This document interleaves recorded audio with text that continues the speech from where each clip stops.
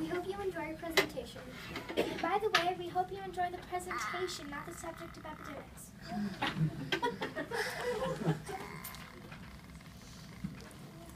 Good evening, Challenge.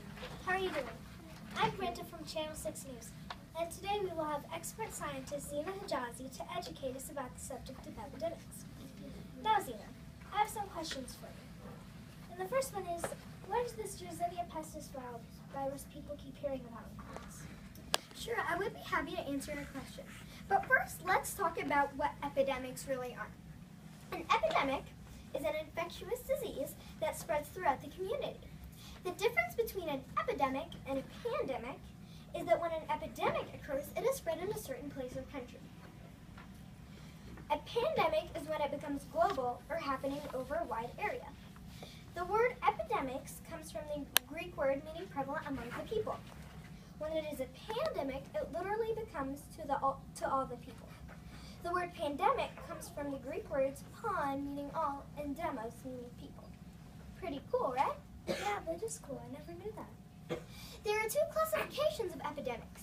If you hear about contact epidemics, they mean that the epidemic is passed from person to person by some body fluids like sweat or saliva. So family members are not likely to get sick, right? Yeah, I'm going to talk about that in a couple of minutes. But first, let me tell you what disseminated epidemics are. Disseminated epidemics are ones that are spread through non-human objects, such as insects and foods. For example, the Black Death was spread by fleas. Can I take a guess about what Yersinia pestis is? Sure. Was it the Black Death? Correct. The Black Death, also known as plague or bubonic plague, was a devastating pandemic that killed millions of humans. Spreading from 1347 to 1351, at least that's one of the times it occurred. It got carried by fleas on rats, and then it spread to the people by the plague bacterium. It took one disease to kill 5 million people in just under about 4 years, and Europe was struck so severely that it took 150 years to recover. That is pretty bad. Can you tell us about some other diseases that have affected humans? Of course, there's smallpox, cholera, and many others. Which one would you like to hear about now? How about smallpox?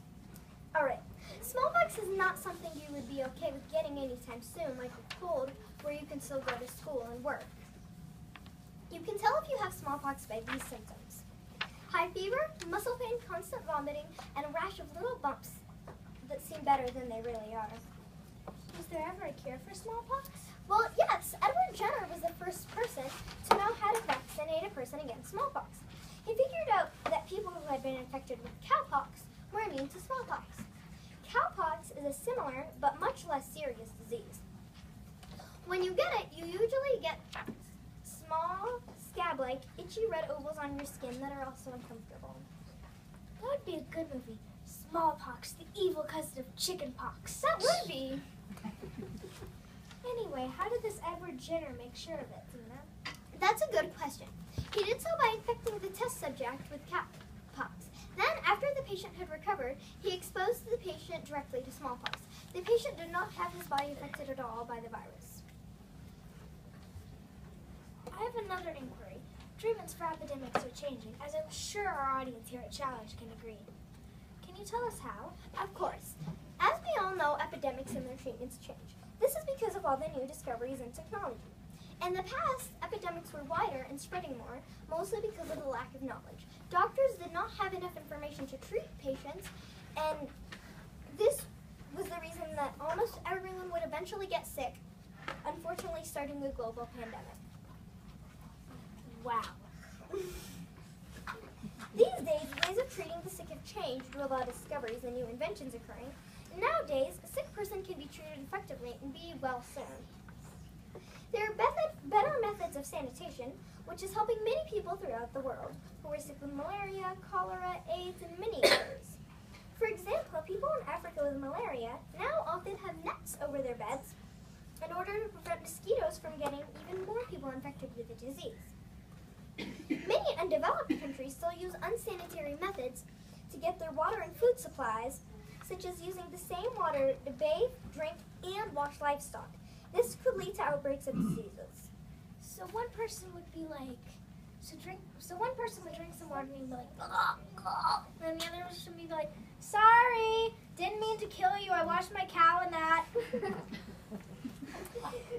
One of the methods that people used to do for getting rid of the illnesses was letting a person have blood drain from their body. This method, called bloodletting, did not work and actually killed more people than it cured.